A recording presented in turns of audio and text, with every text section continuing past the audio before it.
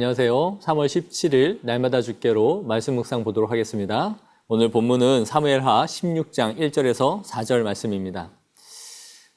살다 보면 인생에 위기가 찾아올 때가 있습니다. 급전이 필요하기도 하고 누군가의 도움이 절실히 필요할 때가 있죠. 이럴 때 자신에게 찾아와서 도움을 주는 사람이 있다면 정말 잊지 못할 거예요. 다윗은 현재 누군가의 도움이 너무 절실히 필요한 그런 상황 가운데 있습니다. 그의 아들 압살롬이 반역을 했고 다윗은 피난길에 올라야 했습니다. 따라오는 식졸들은 많은데 먹고 마시고 잘 곳조차 해결하지 못하고 있는 그런 상황에 있는 것이죠.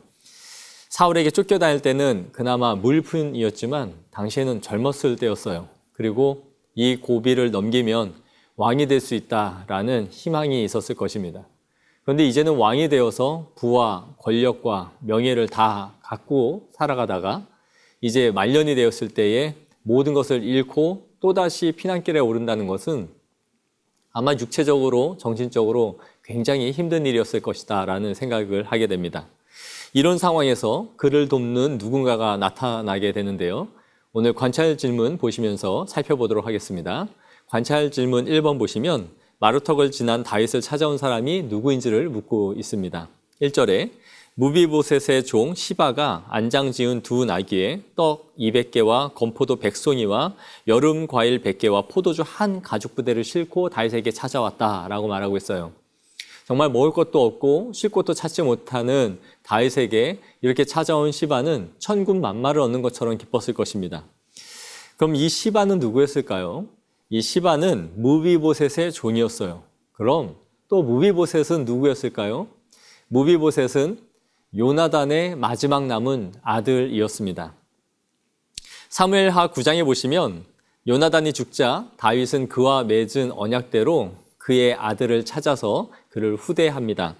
유일하게 남은 무비보셋을 후대하고 또 요나단의 모든 재산을 그에게 다시 돌려줍니다.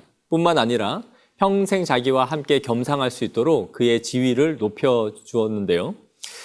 사울의 집 전체를 관리하던 이 시바가 사울이 죽자 그 모든 재산을 자기 것으로 삼고 관리를 하고 있었어요. 그런데 다윗이 무비보셋을 찾아서 그를 다시 왕자의 자리에 앉히고 그에게 모든 재산을 돌려주도록 합니다. 그리고 시바는 자신의 본래의 위치였던 종으로 돌아가게 되었던 것이죠. 그런데 오늘 이 시바가 다윗에게 찾아와서 도움을 주고 있는 것을 보게 되는 것이죠. 관찰 질문 2번을 보시면 시바가 다윗에게 준 것이 무엇인지 또 그가 다윗에게 전한 소식이 무엇인지를 묻고 있어요. 앞서 살펴본 것처럼 시바는 나귀의 떡과 건포도, 여름 과일과 포도주를 잔뜩 싣고 찾아왔습니다. 다윗은 시바의 주인인 무비보셋은 어디 있고 너만 와서 이렇게 하고 있느냐라고 묻죠. 그러자 시바는 3절에 이렇게 말해요. 무비보셋은 예루살렘에 있고 그가 말하기를 오늘 내 아버지의 나라를 내게 돌리리라 라고 말했다는 거예요. 반역이 일어난 중심지였던 이 예루살렘에 아직 무비보셋이 남아있다라는 것은 그 반역자들의 무리 속에 무비보셋이 함께 있다라는 것을 의미하는 것이죠. 더욱이 이 나라를 나에게 돌릴 것이다 라는 것은 사울의 직계 후손인 자신이 다시 왕위를 잡게 될 것이다 라는 것을 상징하는 말이었습니다. 관찰 질문 3번을 보시면 이 소식을 들은 다윗이 시바에게 말한 것이 무엇인지를 묻고 있습니다. 다윗은 무비보셋에게 다시 모든 재산을 돌려주도록 명령합니다.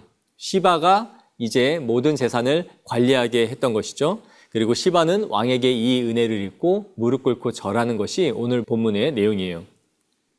오늘 이 말씀을 또 우리에게 적용하고 나눠보기를 원하는데요. 사실 시바가 다윗에게 한 모든 말은 거짓이었습니다. 무비보셋은 다리를 저는 사람이었고 예루살렘에 반역이 일어났을 때 누군가의 도움이 없이는 나귀를 타고 도망칠 수 없는 그런 사람이었습니다.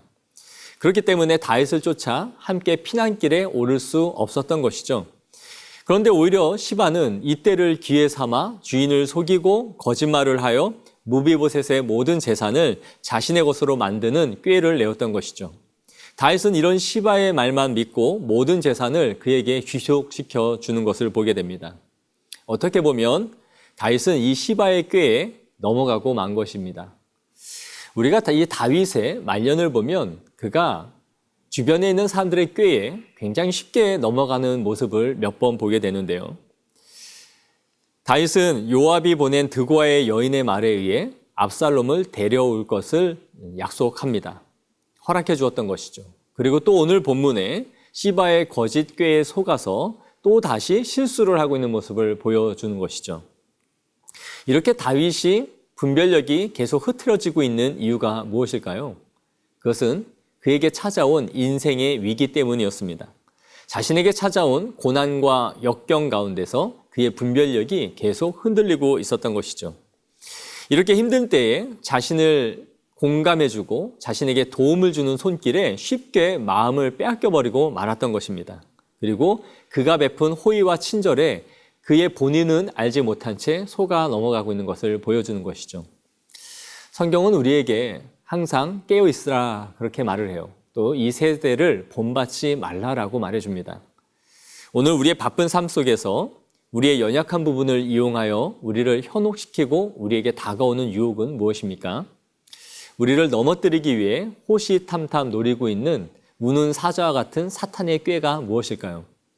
주님 앞에서 잘 분별할 수 있도록 지혜를 구하시고 기도하셔서 성령의 인도하심을 받는 오늘 하루가 되어지기를 축복합니다.